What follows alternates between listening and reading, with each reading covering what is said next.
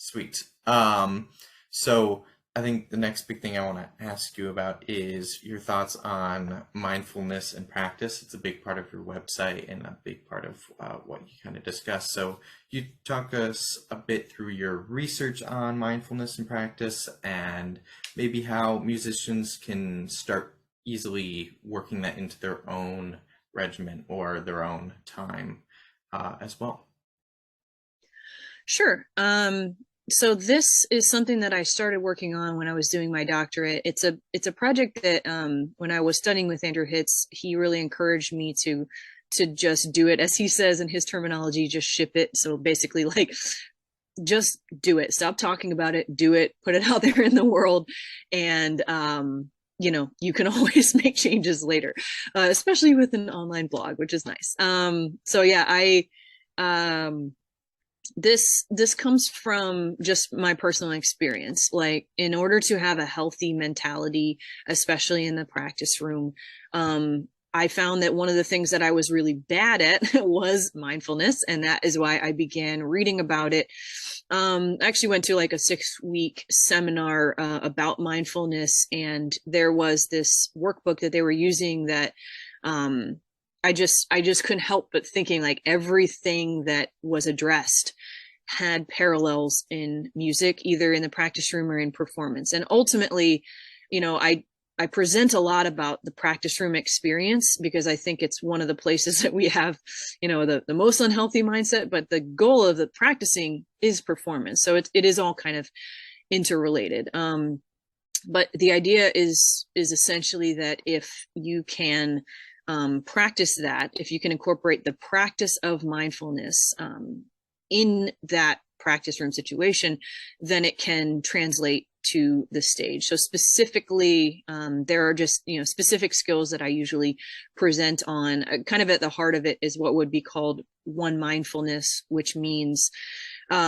staying in the present moment. So there are activities or exercises that you can do for this outside of the practice room, and exercises that I've made up that you can do inside of the practice room. So staying in the moment, participating fully in the moment, really utilizing your skills of observation and description without judgment. So non-judgment is another big part of it.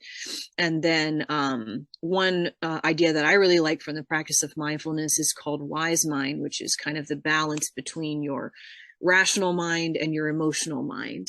And so in the practice room, I think a lot of the time we'll veer maybe in one direction or another and need to kind of do those exercises. So for me, I'll get very into the rational side of things, the metronome, the tuner, the spotlighting, the layer by layer practice. And then I will find myself very kind of either checked out or just not feeling great, and then realize, you know what, I need to play something that reminds me that I like music. I need to play something that fuels the other side of my mind. So also, like, kind of seeking that balance in the practice room that will make you want to come back to the practice room tomorrow. So those are the basic skills, but it's something that there is some great literature out there on this. There's some great research that's been done by Ellen Langer, who was a professor of psychology.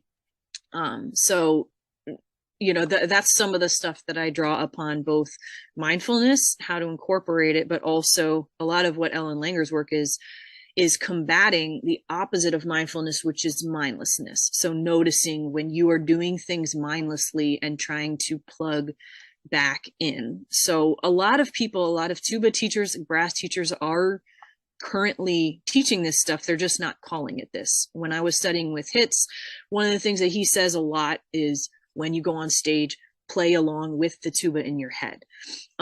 So what he's saying is you're mentally singing and you're just playing along with that. That is a great way to stay in the moment when you are in performance. One of the things that Jen Montone says, a hornist in the Philly Orchestra, she says that she's constantly thinking about subdivisions.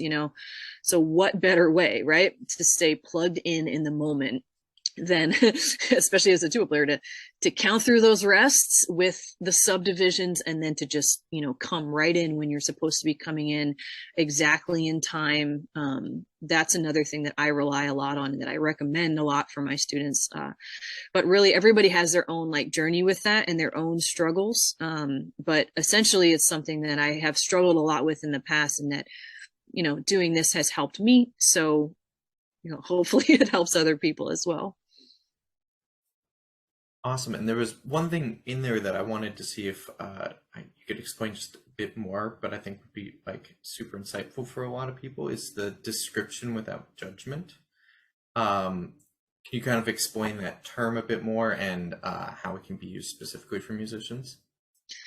Yeah, so we're always kind of observing ourselves in the practice room, probably not recording ourselves as much as we should be, but that's another way, right, to observe yourself. And you probably have a running commentary of description, as you would if you were working with a student. So the interesting thing about us musicians is that if we were to describe our own playing to ourselves, sometimes the language that we might use to do that is very different than the language we would use with a young student or any student, right? So the idea is to play and to be able to look at that without judgment, meaning without qualitative judgment, without assigning it good or bad. So one really tricky thing about this is that we do have right notes and wrong notes in music, but a very simple example of this would be like when you're listening back to your recording of yourself, or when you're, having your internal monologue is saying, I played an E natural instead of an E flat, instead of saying to yourself, I played a wrong note. So that's something that I say with my students, something that I try to say, in that internal monologue to myself. But a really common mindfulness exercise is you pick something really mundane to do. Let's say making a pot of coffee, and you just do it. You only do that, and you narrate to yourself in your head what's happening. So you say, I'm filling the coffee pot with water. I'm putting the pot under the coffee maker. I'm pulling out the coffee grounds from the cabinet. I'm scooping it out. I'm putting it in. You're trying to basically be able to narrate with a degree of separation and with zero judgment. If you can do that while you're making coffee, maybe you can do that while you're playing, or while you're listening to a recording of yourself playing, and try to be as objective as possible.